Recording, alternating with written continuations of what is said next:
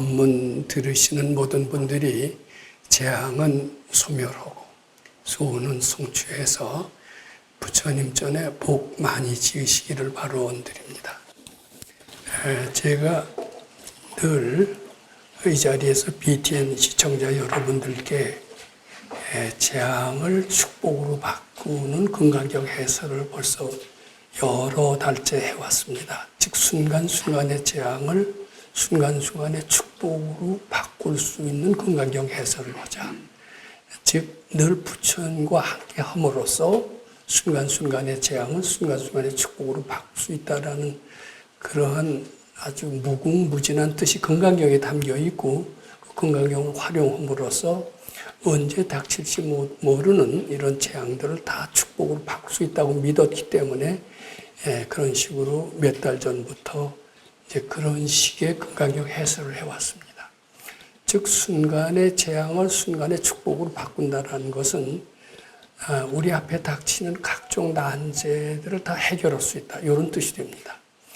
그런 긍강경 가르침, 즉 순간순간의 재앙을 순간순간의 축복으로 만드는 긍강경 가르침으로서 오늘은 이제 여기 시청자들 중에서 뜻이 있으신 분들은 난제를 어떻게 하면 축복으로 바꾸느냐, 난제를 어떻게 하면 해결하느냐 이런 질문들을 해오세요. 근데 그런 질문을 해오신 분들이 이제 대부분입니다. 근데 간혹 나는 해결해야 될 난제, 또 이루어야 될 소원을 찾는 이런 소승적인 불교를 하는 사람이 아니다. 나는 대승의 큰 뜻을 세우는 사람이다. 뭐 그런 분들도 간혹 있는 것 같습니다. 그런 분들한테는 순간순간의 재앙을 순간순간의 축복으로 바꾼다는 이 말이 그렇게 매력적으로 들리지 않을 거예요. 나는 그런 재앙 소멸하고 소원을 성취하고자 하는 그런 소승적인 사람이 아니다. 부처님의 큰 뜻을 받들어서 세세생생 보살행을 하려고 하는 그런 사람인데 어떻게 그런 것이 나한테 어울리느냐. 근데 그런 사람들도, 즉 보살의 큰 소원을 세우시는 분들도 이 긍강경 가르침으로써 그 보살의 그 소원의 큰 뜻이 더욱더 돈독해지고 확실해진다. 이런 말씀도 드리고자 합니다. 이게 사람이 살다 보면은 이게 자꾸 이제 재앙 소멸 소원 성취 얘기만 해서 죄송합니다. 근데 우리들의 마음속에 대부분 어떻게 보면 우리 주위에 있는 근심 걱정이 많지 않습니까? 근심 걱정을 소멸하고 그리고 아주 행복의 삶, 즉 웰빙의 삶, 웰다잉의 삶을 어떻게 하면 이룩할 수 있을까? 이게 인간의 욕망인 것 같습니다. 이제 그런 얘기를 우선 할 수밖에 없어요. 근데 이 우리 앞에 생기는 각종 난제들은 우리 욕망으로 불러오는 난제가 있습니다. 출세하고 싶죠. 출세하고 싶으면 모험을 합니다. 출세하고 싶지 않은 사람은 모험도 잘 안 해요. 모험을 하려고 그러다 보면 굉장히 이게 나는 대학도 안 가겠다. 시골에서 그저 되어지는 대로 그저 살겠다. 이런 분들은 고생이 지울 수밖에 없습니다. 나 근데 인류대학을 가겠다. 거기에서 아주 어려운 고시에 패스해서 부귀영화를 누리겠다. 이런 사람들은 수많은 모험과 여러 가지 난제에 부딪히게 됩니다. 즉 자기 욕망으로 인한 난제가 있고요. 자기 욕심 하나도 안 부려요. 나는 배움에 대한 욕망도 없고 부귀영화에 대한 욕망도 없고 아무 욕심이 없다고 난제가 안 닥치는 게 아닙니다. 가난의 난제, 병의 난제, 외로움의 난제 이렇게 다 닥칩니다. 근데 이 난제 중에는 자기 욕망이 불러온 난제도 있고 자기 욕심 하나도 안 냈는데도 어쩔 수 없이 닥치는 이런 난제들이 있습니다. 근데 어떤 난제든지 부처님 말씀에 의하면, 부처님 말씀에 의하면 그러면 시청자들은 질문을 갖습니다. 제가 경전에서 그런 부처님 말씀을 본 적이 없다. 이렇게 아주 반문하는 분이 계실 것 같습니다. 그런데 제가 말씀드리는 부처님이라는 것은 저희 밝은 스승의 말씀에 의하면은 그거에 더 구체적인 것 같습니다. 왜냐하면 경전에 있는 게 다 부처님의 말씀이 아니기 때문입니다. 어떻게 보면 경전에 있는 뜻을 좀 더 확대하고 구석구석 시원하게 일깨워주는 것은 부처님이라고 하기보다도 자기한테 닥친 선지식이 해줍니다. 제가 배웠던 것 순지식의 말씀에 의하면은 자기한테 닥친 각종의 난제 치고 해결 못할 것은 하나도 없다 이렇게 얘기를 합니다. 자기한테 닥친 모든 난제는 다 자기가 불러왔기 때문에 자기가 다 해결할 수 있다 이렇게 얘기를 합니다. 그리고 어떻게 해결하느냐? 그것도 부처님 가르침이 있습니다. 근데 부처님 가르침에 뭐 깨닫고 도통하고 밝아지고 이런 방법은 여러 가지가 있지만 재앙을 소멸하고 소원을 성취하는 구체적인 방법까지 있는 거라고는 사람 공감하지 않아요.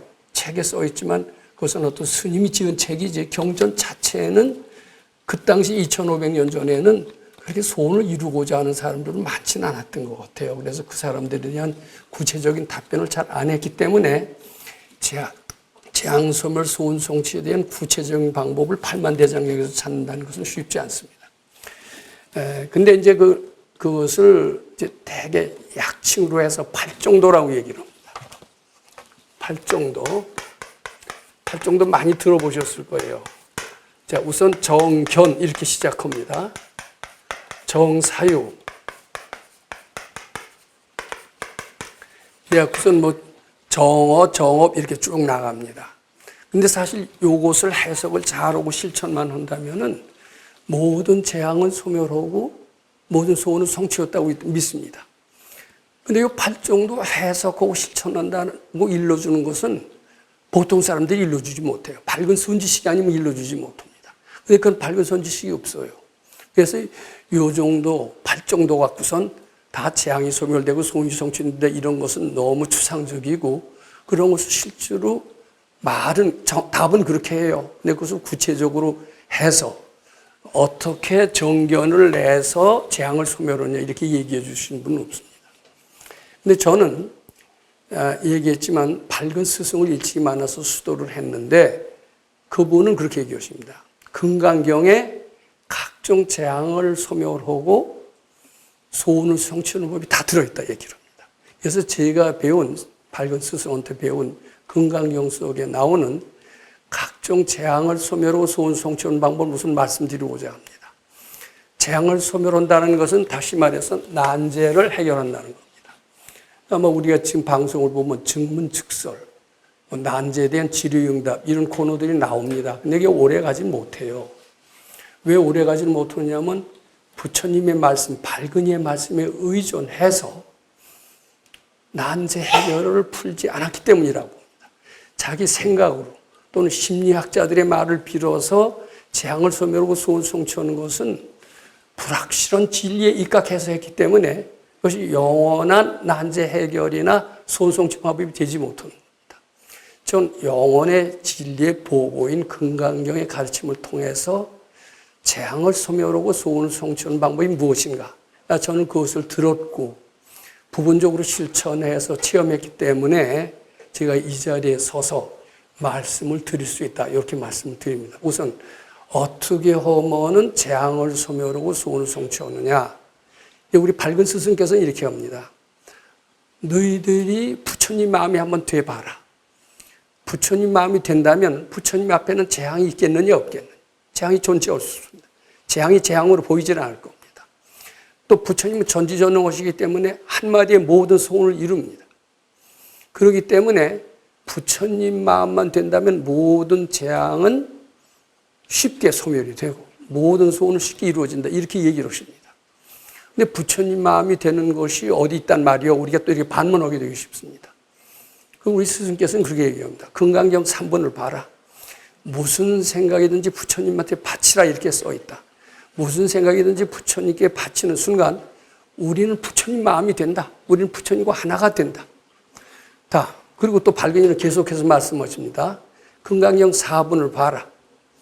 금강경 4번은 무슨 일을 하되 이기적인 목적으로 하지 말고 부처님 시봉하는 마음으로 해라. 이렇게 써 있다 이렇게 합니다. 보살은 어법에 무소조하여 행어보시라는 것은 자기 이기적인 목적으로 무슨 일을 실행하려고 하지 말라 이런 뜻입니다. 부처님 시봉하려고 부처님 기쁘게 해드리려고 그런 목적으로 일을 해라. 무슨 생각이든지 부처님께 바치고 무슨 일을 하되 부처님 기쁘게 해드리는 일을 한다라면은 그이는 누구의 아들도 아니고 직업이 무엇도 아니고 나는 자나깨나 부처님 시봉한다라는 그런 생각으로 꽉 차 있을 수밖에 없습니다. 저는 그 도산 안창호라고 하는 흥사단을 창립한 그 참 큰 선각자를 대단히 존경했던 때가 있습니다. 어떤 점이 존경했냐면 일제 헌병에 의해서 취재를 받습니다. 너는 조선이 독립될 것으로 믿느냐? 나는 독립될 것으로 믿는다. 이제 그 얘기를 쭉 합니다. 나는 죽을 때까지 조선 독립을 위해서 모든 행동을 내가 하는 것을 멈추지 않을 것이다. 나는 밥을 먹는 것도 조선 독립을 위해서 먹는 거고 잠을 자는 것도 조선 독립을 위해서 자는 것이다. 저거 일편단심 얼마나 아름답습니까? 전 그래서 도산 안창호 선생을 물론 기독교 신자입니다. 독실한 기독교 신자이긴 하지만은 대단히 존경했었던 적이 있었습니다. 근데 우리는 밥을 먹는 것도 부처님 시봉하기 위해서, 잠을 자는 것도 부처님 시봉하기 위해서 잔다라고 한번 해봅시다. 이제 그런 사람이 없어요. 근데 금강경에는 밥을 먹는 것도 부처님 시봉하기 위해서 먹어라. 잠을 자는 것도 부처님 시봉하기 위해서 해라. 인류대학을 가는 것은 자기 이기적인 목적을 달성하기 위해서 인류대학을 가려고 하지 마라. 부처님 시봉하기 위해서 가라. 이런 식의 표현이 금강경의 3, 4, 5번에 써 있다는 겁니다. 자, 그런 식의 사고방식을 갖는다고 가정해 봅시다. 우리의 마음은 그대로 부처님 마음이 됩니다. 그래서 난제가 닥쳤을 때 그 생각을 어렵다는 생각도 바치고 해결이 안 되는 생각도 자꾸 바치는 순간 우리는 부처님 마음이 됩니다. 부처님 마음이 되는 순간 모든 난제는 다 사라집니다. 모든 소원은 다 이루어진다. 이렇게 얘기를 합니다. 이것이 금강경을 통한 재앙소멸의 방법, 소원 성취의 방법이다. 이렇게 우선 말씀을 드리고, 근데 이제 이거 좀 죄송합니다. 왜냐하면 이렇게 제가 말씀을 드리면 시청자들 중에서는 굉장히 고차원의 식견을 가지고 계신 분이 있습니다. 그분들이 이렇게 반문하십니다. 나는 일찍이 내 개인의 어떤 이기적인 목적으로 해서 재앙소멸을 원해본 적도 없었고 소원을 바라본 적도 없었다. 나는 오로지 부처님의 뜻을 잘 받드는 보살의 행만을 해왔던 분이다.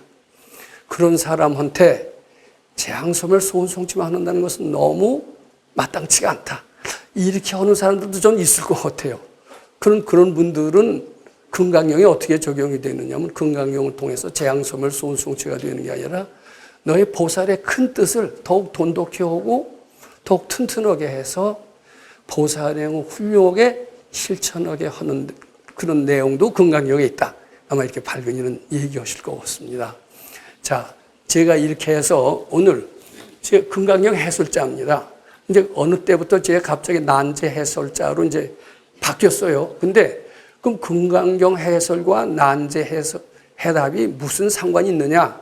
네가 뭘 안다고 난제에 대한 대답을 하느냐? 이렇게 생각하실 분이 있을 거예요. 근데 제가 지금 설명을 드렸습니다. 금강경 자체는 우리의 마음으로 하여금 부처님 마음이 되게 해서 난제가 아닌 줄 알게 함으로써 재앙을 소멸하고 소원을 성취합니다. 한 가지 더 헌되면 보살의 마음을 더욱 돈독히 해서 세세생생 아름답고 훌륭한 보살행을 하게 하는 그런 정신이 금강경에 있다. 이렇게 말씀을 드리면서 오늘 두 분의 질문자가 있습니다. 저는 이 질문자를 난제에 대한 질문을 하러 오신 분이라고 그렇게 이름 붙이고 싶지 않습니다. 이 두 분들은 아마도 보살에 하는 분이 있을 수 있기 때문입니다. 아마 첫 번째 질문자는 그런 분이 아닐까 이렇게 제가 생각을 해봤습니다. 첫 번째 질문자인 지혜양 보살님, 난제에 대한 질문인지 보살행을 하고자 하는데 좀 미진한 질문인지 우리 한번 잘 들어보시고 시청자들도요, 나는 어떻게 대답할 수 있느냐 이렇게 뜻을 세워가면서 들으시는 것과 저 법사가 뭐라고 얘기하느냐 그걸 잘 들어서 다른 데 써먹어야지 이런 식으로 듣는 두 타입이 있을 거예요. 근데 어떤 타입이 더 바람직할 겁니다. 어떤 타입을 부처님은 더 선호하실 거예요. 나도 어떤 대답을 할 수 있느냐. 아마 이게 보살의 정신이고 부처님이 기뻐하시는 사람의 정신이 될 겁니다.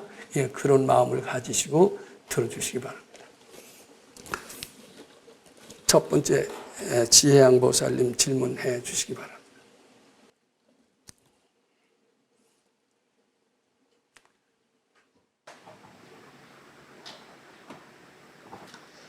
제도하시는 영삼교주 서가모님을 시봉 잘하겠습니다.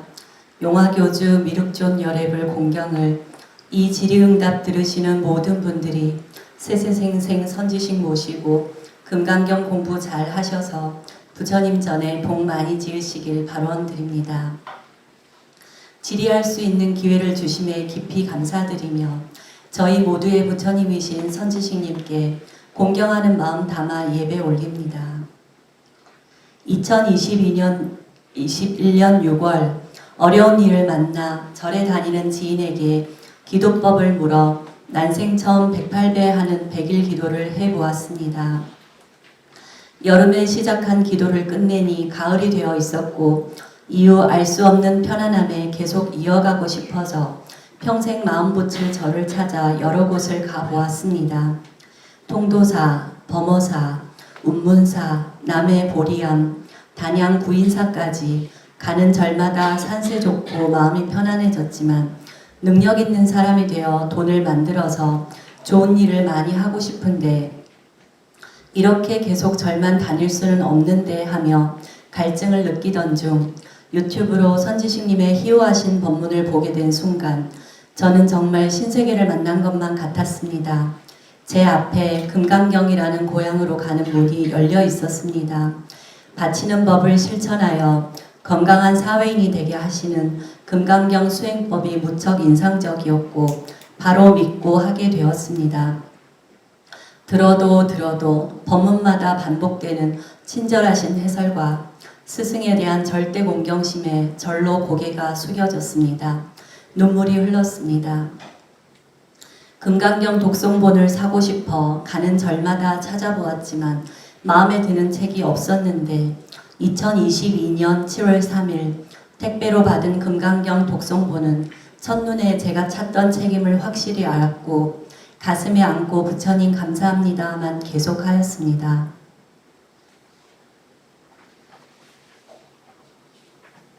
금강경 독송을 시작하면 마치 서가열의 부처님 앞에 마주 앉은 듯한 생동감에 손끝 하나 미동 없이 흐르는 땀이 눈에 들어가도 받치며 칠독을 마치면 구름 위를 걷는 듯 몸은 가벼웠고 매일매일이 깨침의 연속이었습니다. 저는 마치 선지식님의 법문을 증명하는 사람 같았습니다. 독송을 시작한 지 2년이 된 지금 저의 마음은 누구보다 당당하고 모든 사람을 부처님으로 보려 하며 눈 마주치는 모든 분들이 시봉 잘하시길 바론 부처님 전에 복 많이 지으시길 바론하는 금강경 수행자가 되었습니다. 내 마음속 형상없는 부처님의 외아드림을 항상 마음에 새기니 그 전에 있던 두려움, 걱정, 불안이 사라져 항상 평온하고 편안한 생활을 하고 있습니다. 이제 저는 진실로 나는 무식업으로 죄지은 일이 없노라. 나는 무식업으로 도둑질한 일이 없노라를 즐겁게 염송하고 있으며 정진한 날은 남편이라 불리는 이가 현금을 많이 들고 오는 일이 생깁니다. 10일의 주말 출가 기간에 마음속에서 울림이 있었습니다. 마음속 참나의 부처님께서 나를 기다리고 계신다. 이 생각이 쭉 이어졌고 수행해라, 깨닫는다, 너는 해낸다 는 말씀이 알아졌습니다. 너무나도 평온함 속에 마음으로 알아지니 이 또한 부처님께 바쳐 시봉 잘하길 발언드립니다. 최근 주위에서 갑자기 생을 달리하시는 젊은 분들을 보며 우리 법의 소중함을 실감하고 있습니다. 이 생을 마치는 순간이 나이 순으로 오는 것도 아니고 착한 일 했다고 더 오래 사는 것도 아니니 이 생에 선지식 모시고 금강경 공부할 수 있음이 얼마나 감사하고 다행이며 영광된 일인지요. 온몸에 소름이 돋을 만큼 현실에서 느끼며 우리의 인생이란 영생으로 가는 길거리에서 하룻밤 여관에 든 것과 같다는 법문을 실감하고 있습니다. 지금 바로 바치고 수도해야 하며 세세생생 해야 하는 공부임을 절실하게 느끼고 있습니다.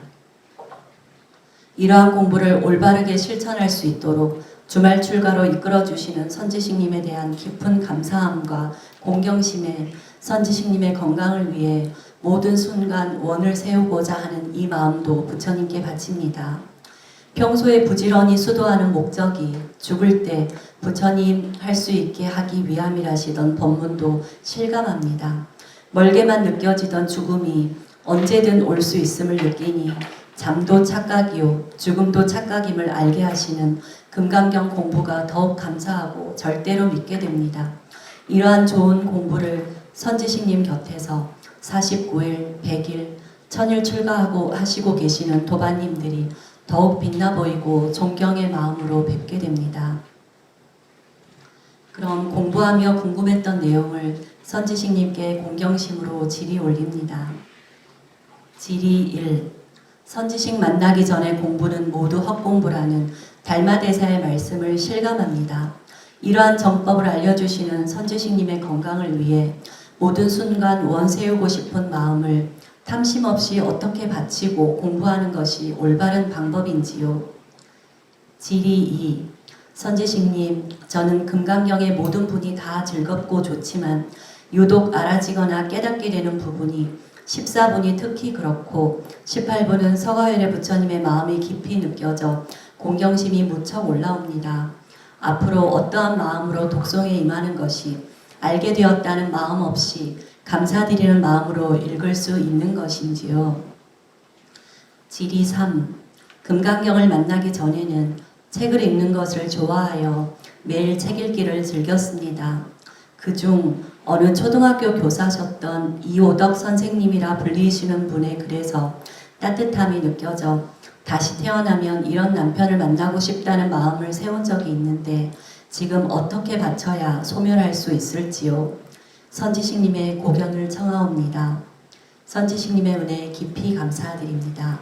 제자 지혜양 합장 공경배례.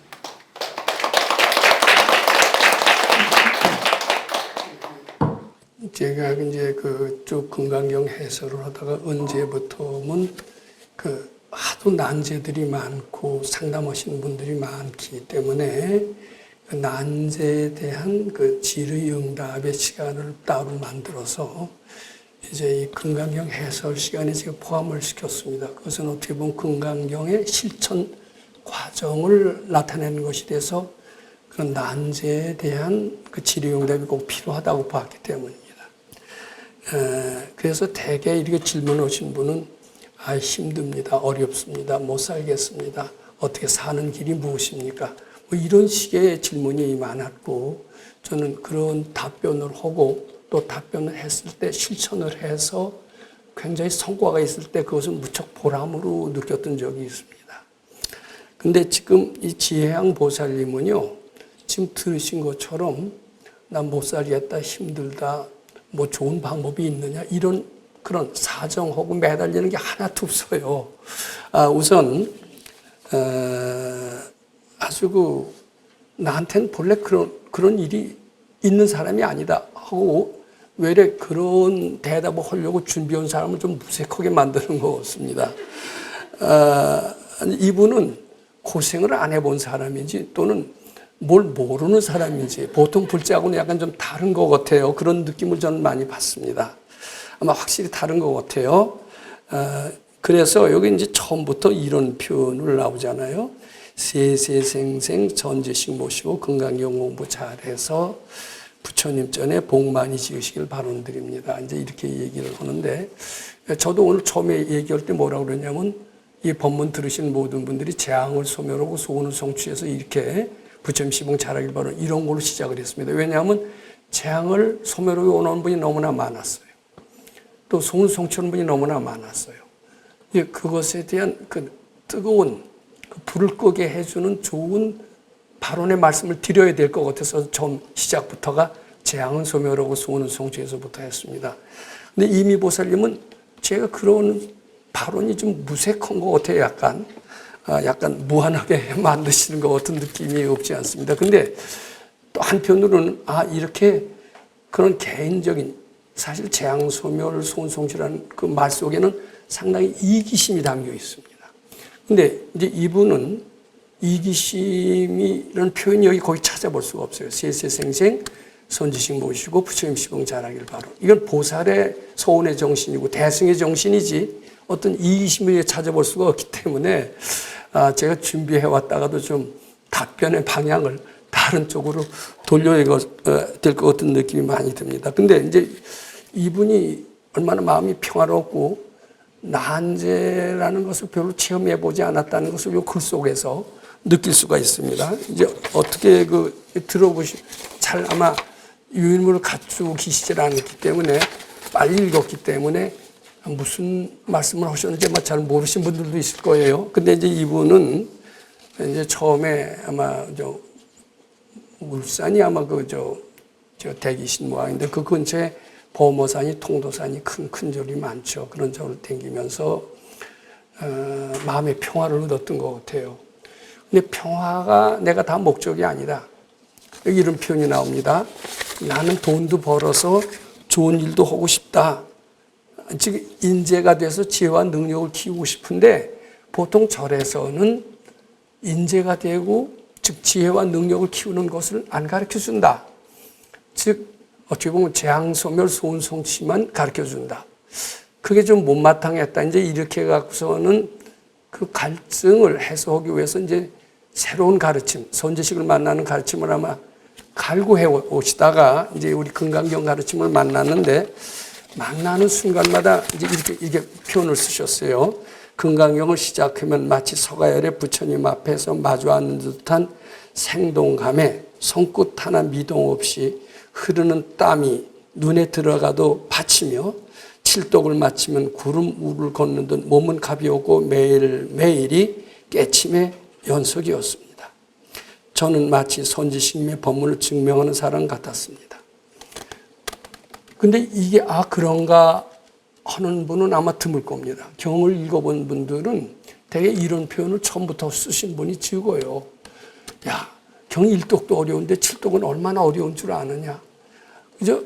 아니, 바로 화장실 갔다 와도 금강경 읽으면 또 가고 싶고, 가렵지 않았던 머리가 금강경만 들으면 또 가렵고, 마음이 조용했다고도 금강경 읽으면 5만 가지 잡생각이 다 일어나는데, 이분은 마치 서가열의 부처님 앞에서 마주 앉아있는 듯이 생동감에 손끝 하나 미동 없이 흐르는 땀에 눈이 들어가도 받치며 이렇게 정신 통일되면서 금강경을 읽을 수 있을까?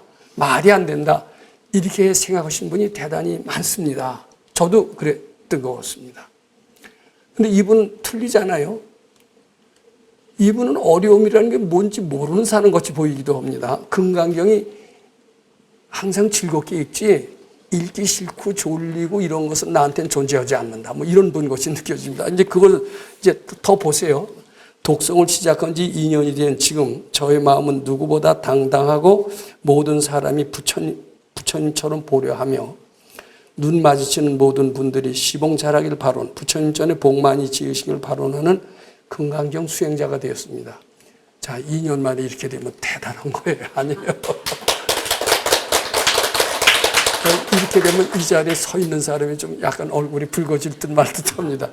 근데 이것은 이런 분이 있을 수 있다고 생각합니다. 이건 금강경을 즐겁게 읽었거나, 이제 대개 제가 그 밝은 스승 밑에서 그 공부를 해본 경험에 의하면 그분은 참 전생 얘기를 오늘 아침에 일어난 얘기처럼 자주 하십니다. 그리고 또 전생을 인정하지 않고 인과응보가 엄정하게 집행되는 것을 인정하지 않는 한은 불법을 실천할 수도 없고 닦아서 밝아질 수도 없다. 이런 아주 신념이 있으신 분입니다. 전생에 대한 얘기를 아주 실감나게 하십니다. 근데 많은 불자들은 심지어 스님들까지도 전생이 있나 이렇게 이걸 당당하게 방송사에 와서 얘기하신 분들이 있어요. 저는 이런 분들은 스님의 자격 없다고 생각합니다. 신자들도 닦아서 밝아질 가능성은 전생을 믿지 않는 한은 거의 없다고 이렇게 생각합니다. 우리 밝은 스승은 전생을 혼이하시고 인과응보가 한치의 오차도 없이 다 진행된다는 것을 믿고 그것을 믿고 실천할 때야만이 밝아질 수가 있다. 이런 신념을 가지고 계신 분입니다. 그런데 그분은 이런 말씀을 하십니다. 죽을 때 되게 죽음이라는 게 어때요? 굉장히 두렵죠. 두려우니까 죽을 때 굉장히 떨리고 불안하고 이러기 때문에 하지 못하는 저 세상으로 가려면은 아주 힘든가 봅니다. 그래서 악심을 내는 수가 많대요. 근데 평소에 살아생전에 잘 건강경이 있고 수도 잘했던 분들은 죽음이 두려운 게 착각이 본래 없음을 알아요. 그래서 죽을 때 편안한 마음으로 심지어는 부처님 하면서 세상을 떠나는 분들도 있다고 그럽니다. 그게 수행자의 본래 목적이다. 이렇게 얘기를 하십니다. 근데 악심을 넘어서 떠나는 사람은 고담생에 태어나도 안 되는 일의 연속, 재앙의 연속이 된다고 합니다. 근데 부처님 하면서 떠나면은 고담생에 태어나도 재앙도 죽고 하는 일도 잘 되고, 그리고 항상 인격도 훌륭하고 그렇게 된대요. 예, 그 말씀을 생각해 보면 여기 지혜양 보살님은 전생에 분명히 사람이셨을 거고 떠났을 때 어떻게 떠나셨을 것이라는 것을 어렵지 않게 짐작이 됩니다. 그리고 2년 만에 이런 놀라운 성과를 거뒀다는 것은 전생부터 부처님을 늘 함께하는 삶을 오래 하신 분이 아닌가 이런 생각을 하게 됩니다. 거기서 뒷받침한 얘기가 더 있어요. 이 얘기는 읽어도 아주 재밌습니다.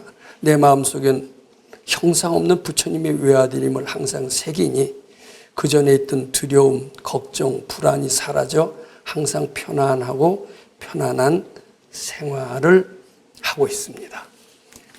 이제 그 뒤에 저는 이에 진실로 나는 무식업으로 죄 지은 일이 없노라, 무식업으로 도둑질한 일이 없노라를 즐겁게 염송하고 있는데, 근데 이제 그 무식업으로 죄 지은 일이 없노라 이게 믿어지질 않죠. 근데 죄 안 지은 사람이 어디 있겠어요? 거짓말을 밥 먹듯이 하는 사람이 얼마나 많습니까? 근데 정말 무식업으로 지금까지 거짓말 한 번도 안 한 사람, 무식업으로 도둑질 한 번도 안 한 사람, 무식업으로 삿된 음행을 한 번도 안 한 사람이 있나 봐요. 그런 분은 아마 부처님이라고 하겠죠. 그래서 나는 무식업으로 죄 지은 적이 없노라 이렇게 되려면은 그건 안 되죠. 우리 실력으로는 안 돼. 우리가 순간 부처님 마음이 되면, 부처님은 무식업으로 죄 지은 일이 없습니다. 무식업으로 살생한 일이 없습니다. 무식업으로 도둑질한 일이 없습니다. 부처님 마음이 되는 순간 나는 무식업으로 살생한 일이 없노라가 실감이 납니다. 나는 내 마음속엔 일체 진심이라고는 하나도 없다. 대자비심으로 꽉 차 있다. 이게 이제 부처님이 마음이 되는 순간 아마 그런 체험을 하게 되는 것 같습니다. 근데 이분이 그렇다는 거예요. 지금 지혜양 보살님이 나는 무식업으로 죄 지은 일이 없노라, 무식업으로 도둑질이 없노라 즐겁게 염송하고 있으며, 이거 아주 즐겁게 염송하고 계시다는데, 그렇지 않은 분들은 좀 마음이 찔리실 것 같습니다. 또 2년 만에 됐대요. 참, 그래서 이제 여기 주말 출가를 계속해서 하시는데, 10일의 주말 출가 기원에는 마음속에서 울림이 있었대요. 울림이 있었는데, 그게 이제 마음속에 이제 우리 아상으로 꽉 차 있기 때문에 우리는 모르는 것도 많고 안 되는 것도 많습니다. 근데 마음속에 아상이라는 것이 소멸이 되면서 탐진치가 소멸이 되면서 안 될 일도 본래 없다, 모를 일도 본래 없다 이렇게 되면서 안 되는 것이 사라지고 모르는 일이 사라질 때 이 지혜가 샘솟게 됩니다. 그래서 난제가 있을 때 우리는 그 공부한 사람들은 이 난제 해답이 뭘까라고 자꾸 부처님께 바치면은 느닷없이 내 속에서 그 정답이 떠오르는 때가 많이 있고 그것을 실천해서 많은 효과를 보신 이런 불자들이 있습니다. 그래서 근데 주말 출가하시고 난 뒤에는 마음속에 참나가 부처님이 나를 기다리고 계신다. 쭉 이어졌고 수행해라 깨닫는다. 너는 해낸다는 말씀이 이제 알아졌다. 이게 지혜가 발동이 되는데 이것은 지혜양 보살님뿐만 아니라 누구든지 이런 체험은 종종 있을 수 있습니다. 근데 이런 체험 갖고 절대로 만족해서는 안 됩니다. 시작에 불과합니다. 꾸준히 더해서 확실히 알아죠. 확실히 자신감이 있어질 때까지는 계속해서 되풀이하는 것이 좋다. 이런 말씀을 드립니다.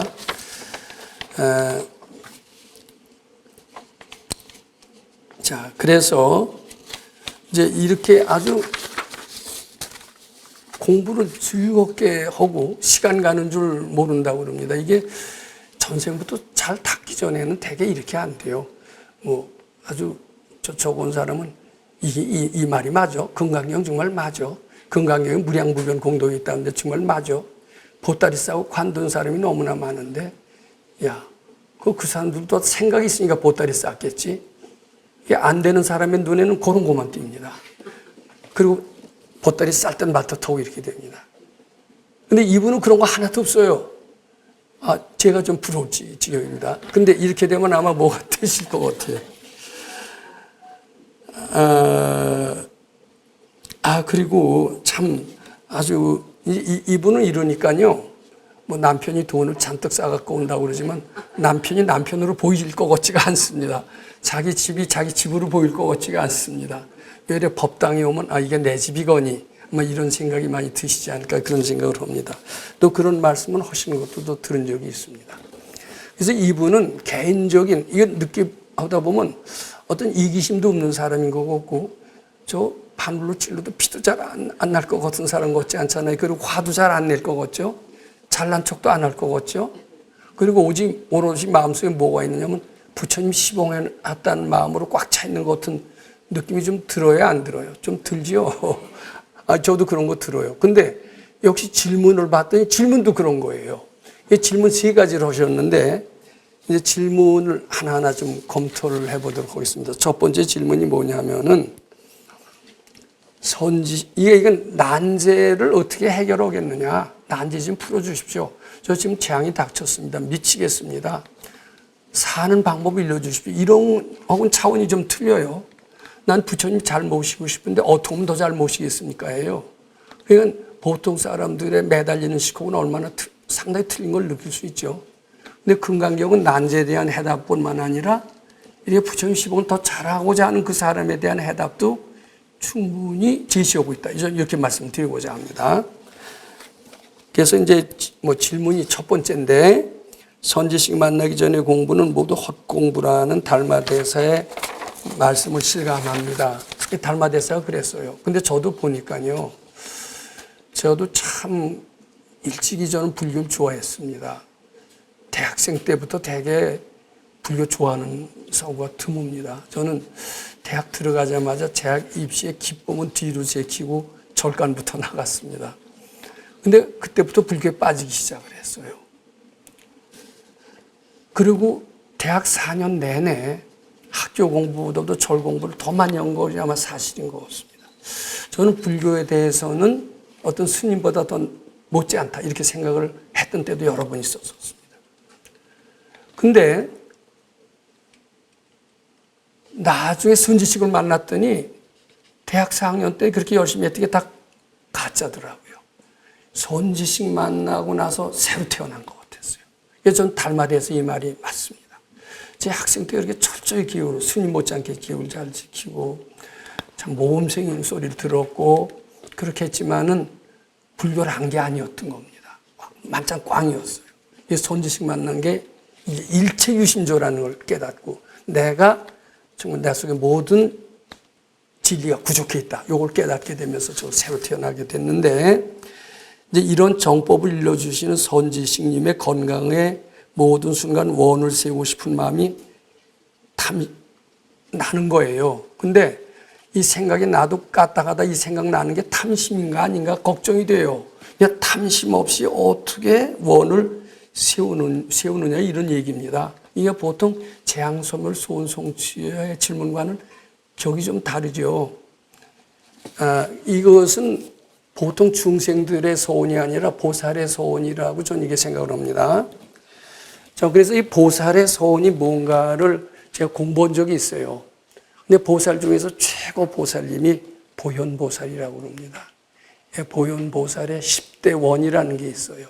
보현보살의 10대 원이 있는데 모든 부처님을 공경한다가 부처님 공경심 우리하고 강조하잖아요. 예경제불언 그 첫 번째입니다. 칭찬열애원 이거하고 비슷해요, 안 비슷해요? 부처님 공경하고 칭찬하는 게 이겁니다. 그 다음에 여러 보살 사람들 공양하는 거, 광수공양원, 참회업장원, 수희공덕원, 항상 기뻐하라. 기독교에서 항상 기뻐하라 하고 통하는 말입니다. 청전법률원, 이건 부처님이나 선지식이 법문을 널리 펴주시기를 발언합니다. 이거 청전법률원입니다. 그 뒤에 뭐가 나오냐면 청불주세원, 부처님, 선지식이 이 세상에 오래 계시면서 모든 법문을 잘 해주시기 바랍니다. 이게 청불주세원이에요. 근데 지금 지혜양 보살님이 발언은 어디에 속하느냐? 바로 청불주세원. 이게 중생의 소원입니까? 보살의 냄새가 나는 보살의 소원입니까? 중생의 소원은 뭐예요? 재앙소멸 해주시옵고 소원을 이루게 해주시옵소서. 죽어서 극락세계에 가게 해주시옵소서. 이게 이제 보살의 중생의 소원입니다. 이제 보살은 자기 개인적인 거 하나도 없어요. 이거 어때요? 다 부처님이 씹어오는 거죠? 모든 사람 공양하는 거죠? 나라는 게 하나도 없어요. 부처님이 오래 계시면서 모든 중생을 밝게 해주시옵소서. 이제 그런 거예요. 그런 원을 잘하려면 어떻게 해야 되느냐.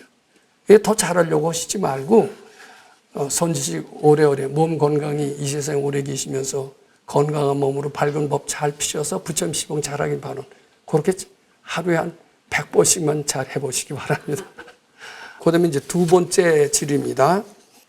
질의 2입니다. 선지식님, 저는 금강경의 모든 분이 다 즐겁고 좋지만 유독 알아지거나 깨닫게 하는 부분이 14분. 14분 하면 어떻게 됩니까? 체르비읍이라는 단어가 딱 떠오릅니다. 14분을 그렇게 좋아하시는 것 같아요. 14분이 그렇고 18분에 서가열의 부처님의 마음이 깊이 느껴져 공경심이 무척 올라옵니다. 예. 이소국 토중 소유중생의 약간 중심을 열에 실지하시나니, 이게 부처님의 대자대비가 한번 느껴지고 거기에 감동을 하신 것 같아요. 앞으로 어떠한 마음으로 독송에 임하는 것이 이제 좋으냐 이런 뜻입니다. 독송에 임하면서 알게 되었다는 마음이 드는데 알게 되었다는 마음이 없이 하려면 어떻게 해야 되느냐, 이런 이제 그 차원의 질문인데, 뭐 이렇게 너무 완벽하게 하시려고 하시지 마세요. 그리고 모든 사람이 금강경 잘 읽어서 부처님 전에 복 많이 지길 바라. 이것도 하루에 100번씩만 해보시기 바랍니다. 이게 간단하면서도 그 안에 모든 것이 포함되어 있습니다. 그 다음에 마지막입니다. 금강경에 만나기 전에는 책을 읽는 것을 몹시 좋아하여 매일 책 읽기를 즐겼습니다. 어느 초등학교 교사였던 이호덕 선생님이 불리시는 분의 글에서 따뜻함이 느껴서 다시 태어나면 이런 남편을 만나고 싶다는 마음을 세운 적이 있는데, 이게 처음으로 중생의 냄새가 나는 발언을 하셨네. 다 보살의 거창한 발언만 하시다가 이런 낭만이 있으셨네. 이런 남편을 만나고 싶다는 마음이 세워진데 지금은 좀 부끄러우셨던 것 같아요. 이런 마음을 어떻게 바쳐야 소멸할 수 있을지요. 근데 바치려고 안 해도요, 아빠 했던 거 두 가지 있죠. 모든 사람이 이제 청불주세원, 선지식 오래오래 살아서 시봉 잘하길 바라. 100번 하시고요. 모든 사람이 금강경 잘 읽어서 부처님 시봉 잘하길 100번 하시면은 옛날에 세웠던 그런 낭만이 담긴 이런 소원은 저절로 다 없어집니다. 일부러 소멸하려고 원 세우지 않아도 됩니다. 위에 거 두 개만 잘 지켜놓으시면 나머지 것은 저절로 된다. 이렇게 말씀드리고자 합니다. 감사합니다.